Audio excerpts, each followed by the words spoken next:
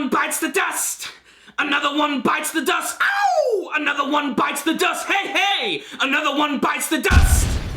Hold on to your pantaloons, JoJo fans, because in this week's episode of Diamond is Unbreakable, Kira Yoshikage has finally unlocked another deadly ability for Killer Queen known as Another One Bites the Dust, keeping the Queen references going strong and continuing to blow our minds. This week's episode of JoJo was incredibly shocking, so spoiler warning if you have not seen this week's episode. So, Rohan Kishibe might have just been killed in this episode. It's not officially confirmed. Usually when a character is killed, the narrator brings it up. We get to actually see it on the screen, saying that the character is dead. But the thing is, Kira has this brand new ability, which frankly is just all sorts of fucked up. So, let's just jump right into that. So, apparently, he killed Ayato, and he stuffed him in the closet, and he's trying to cover it up so his wife won't see it. Kira and his father are trying to come up with a plan of what to do when suddenly the arrow pierces Kira again, going all the way up his arm, bursting through and stabbing him right in the neck. Whether this was through Kira or the arrow's very own will is still kind of a mystery for me, but what is awesome about this is that Kira has a brand new ability known as Another One Bites the Dust, where he can actually take this tiny version of Killer Queen, insert it into someone, and essentially turn them into a ticking time bomb with a specific set of rules. If anyone tries to ask Ayato about Kira's real identity, or they try to learn about him or anything that's going on, they will freaking explode.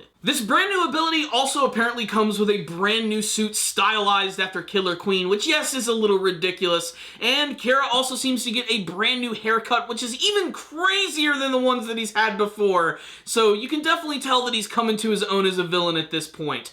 Honestly, he might be my favorite villain from the entire series. He's not as grandiose or ridiculous as Dio, and he's not as, weird and mythological as Cars. He's just a normal human with stand powers who just so happens to be batshit fucking insane. As I said, Kira is able to plant this bomb into someone, but it also comes with another benefit. It can turn back time.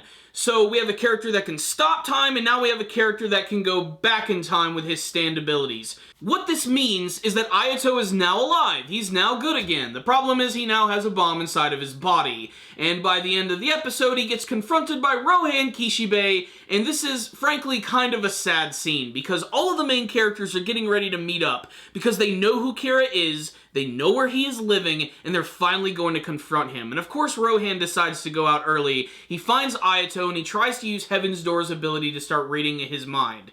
As he goes further in, he notices that something is not quite right. Things are being predicted in what he is reading in Ayato's face, when suddenly he reads that he is about to be killed.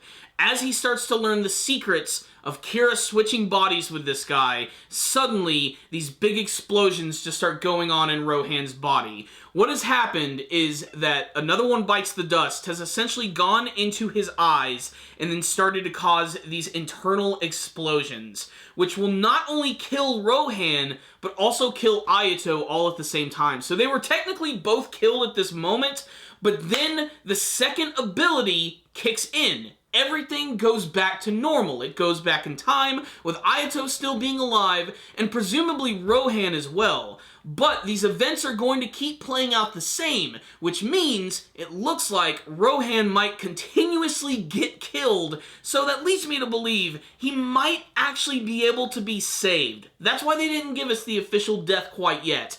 That being said, Rohan actually dying in the episode is really messed up. I truly do hope that he is going to be alive. He's one of the biggest anime assholes that I've ever seen, but honestly, he's one of my favorite characters from the entire series, and I've loved watching his growth from being kind of a petty villain at the beginning and transforming into one of the biggest allies for Josuke and his friends. It was also just heartbreaking when he's standing there and he's getting ready to explode as he sees Koichi and Jotaro right there in front of him, but it's obscured by the rain, he blows up, and that is the end of Rohan. So Another One Bites the Dust in freaking deed. So what's the rundown on this week's episode of Diamond is Unbreakable? This was such a great freaking episode right here. Anything that involves Kira and his family is instantly just interesting because it's unlike anything that we've seen from the series, and you're just sort of waiting for that moment where you think he's officially going to snap. And there's a lot of moments like that in this episode, like when his wife almost figures out at the beginning of the episode,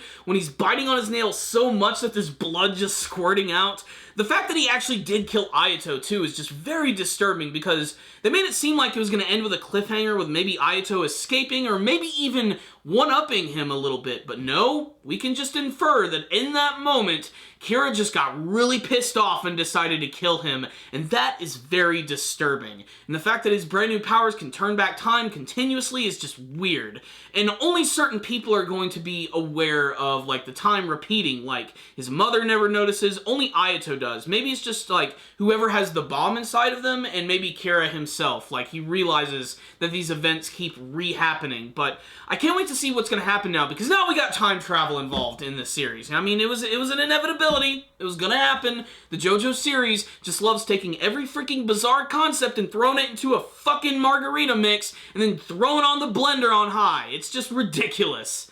What I will say is, this was a great tension-filled episode right here. Kira's abilities were a little confusing at first, but honestly, I love them. And like I said, he might want to be the most, like, psychotic, charismatic villains that I've seen from just about any medium. And it's just fun to watch him, almost more so than the actual heroes from the series. I really can't wait to see how they're going to wrap this up in the next couple of episodes.